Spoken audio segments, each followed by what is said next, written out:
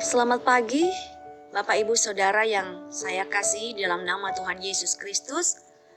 Kembali kita merenungkan makna firman Tuhan.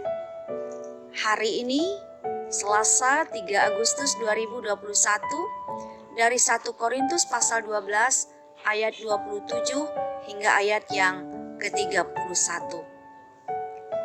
Mari kita tunduk berdoa kepada Tuhan. Bapa kami yang di sorga, Tuhan kami Yesus Kristus, kami bersyukur untuk hari baru yang Engkau berikan.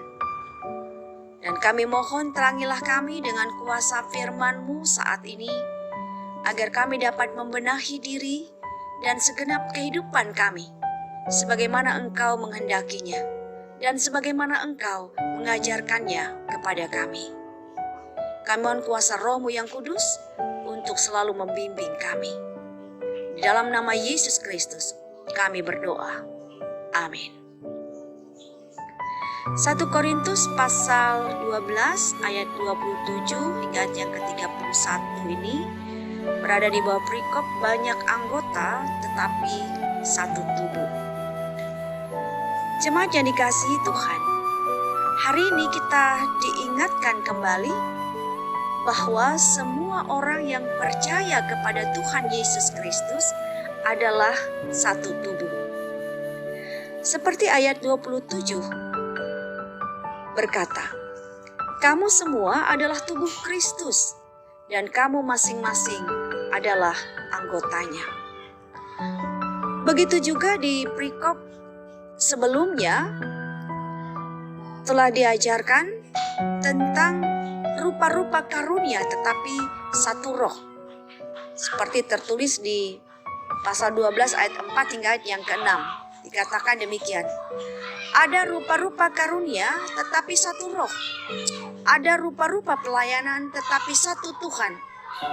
Dan ada berbagai-bagai perbuatan ajaib tetapi Allah adalah satu yang mengerjakan semuanya di dalam semua orang. Saudara-saudara, orang-orang yang mengenal Allah telah diberikan karunia oleh Roh Allah, agar kita mengerti bahwa di dalam Tuhan hidup kita menjadi satu kasih, bahwa di dalam Tuhan hidup kita menjadi satu iman, dan di dalam Tuhan hidup kita menjadi satu pengharapan. Sehingga tidak ada di antara kita yang lebih penting.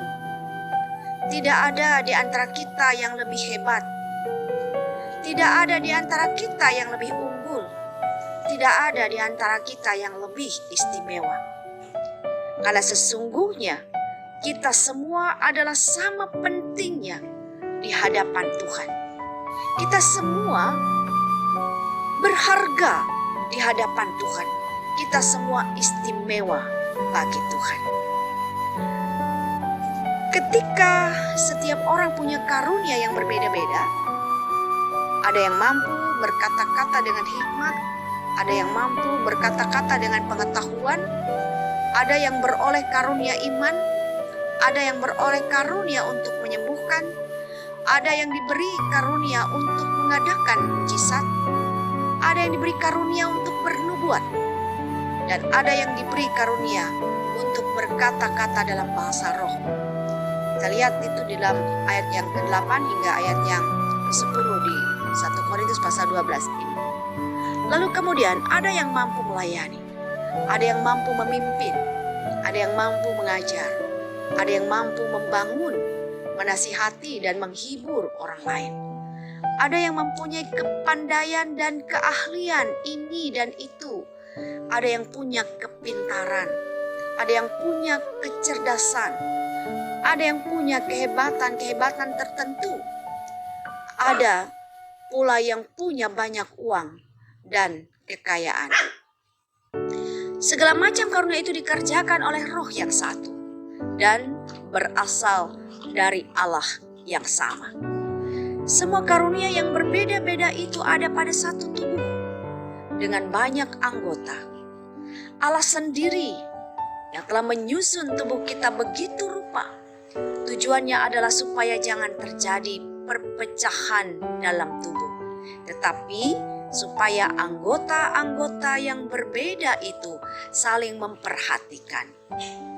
Karena tubuh terdiri atas banyak anggota, maka jika satu anggota tubuh menderita, semua anggota turut menderita. Jika satu dihormati, semua anggota turut bersukacita. Menderita dan bersukacita bersama inilah yang harus menjadi kesaksian indah dari kehidupan orang-orang percaya yang adalah satu tubuh di dalam Kristus. Maka siapapun kita yang telah dibaptis menjadi satu tubuh dan kita semua diberi minum dari satu roh, kita semua yang telah ditebus oleh darah Kristus adalah satu tubuh di dalam Tuhan. Seorang anggota tubuh Kristus tidak akan mungkin bersyukur dan bersukacita oleh karena ada anggota tubuh Kristus lainnya yang sakit, menderita, dan berduka. Seperti dikatakan, andai kata kaki berkata, "Karena aku bukan tangan, aku tidak termasuk tubuh." Dan andai kata telinga berkata, "Karena aku bukan mata, aku tidak termasuk tubuh." Andai kata tubuh seluruhnya adalah mata, di manakah pendengaran? Andai kata seluruhnya adalah telinga, di manakah penciuman? Tetapi Allah telah memberikan kepada anggota masing-masing secara khusus satu tempat pada tubuh seperti yang dikehendakinya. Bapak Ibu Saudara yang saya kasihi dalam Tuhan, hari ini saya mengajak kita semua untuk bersyukur, berterima kasih kepada Allah kita atas karunia-karunia yang berbeda-beda yang dari Tuhan yang telah dianugerahkannya kepada anggota-anggota gerejanya. Dan mari kita selalu ingat, karunia-karunia Tuhan itu bukanlah untuk hebat-hebatan, bukanlah untuk kesombongan, bukanlah untuk meremehkan atau untuk merendahkan orang lain. Karunia yang dimiliki bukan untuk menghina orang lain, bukan untuk menunjukkan diri sendiri lebih super, lebih unggul, lebih berkualitas, dan lebih lainnya, sehingga orang lain dipandang tidak penting. Kita semua adalah gereja yang hidup, yang kepalanya adalah Yesus Kristus.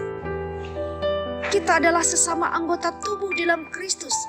Untuk itulah hidup kita harus saling memperhatikan.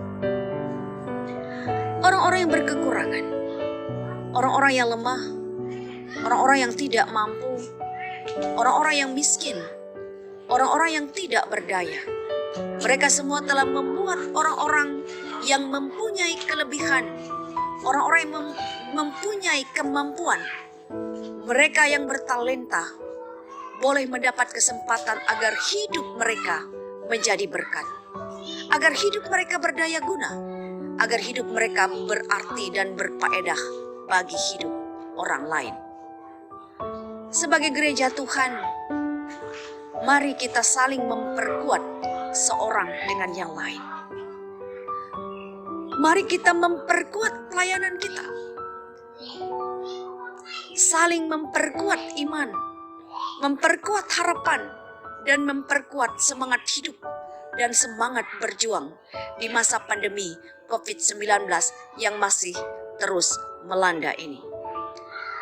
Saudara-saudara, saya yakin, saya percaya Tuhan Yesus pasti rindu semua karunia yang telah Ia berikan untuk semua anggota tubuhnya diarahkan bagi kemuliaan Allah Bapa di surga. Karena itu, jika saudara adalah orang yang hebat, ayo beri kehebatan saudara untuk berkarya bagi Tuhan dan sesama. Jika saudara adalah orang yang pintar dan cerdas, ayo berikan kepintaran dan kecerdasan saudara untuk menolong sesama untuk kemuliaan Tuhan. Jika saudara adalah orang yang mempunyai talenta untuk melayani, ayo layanilah Tuhan dengan talentamu dengan segala kerendahan hati. Jika saudara adalah orang yang punya banyak uang dan harta, ayo jadilah orang-orang yang murah hati. Layanilah Tuhan dengan uang dan harta saudara. Saya yakin kemurahan Tuhan pun tidak akan pernah berhenti mengalir dalam kehidupan saudara. Jika saudara memiliki keahlian yang sangat dibutuhkan oleh gereja dan orang lain, ayo jangan biarkan keahlian saudara hanya untuk melayani bagi kepentingan hidup saudara sendiri. Berilah bagi gereja, berilah bagi kepentingan banyak orang dan bagi kemuliaan Tuhan. Saudara, semua peran besar kecil yang saudara persembahkan dengan kasih dan ketulusan hati pasti akan diperhitungkan oleh Tuhan. Demikian kiranya firman Tuhan selalu memotivasi hidup kita untuk semakin lebih baik dan berkenan di hadapan Tuhan. Selamat menikmati berkat dan karunia Tuhan sepanjang hari ini. Selamat bekerja, selamat berusaha. Tuhan Yesus memberkati. Shalom.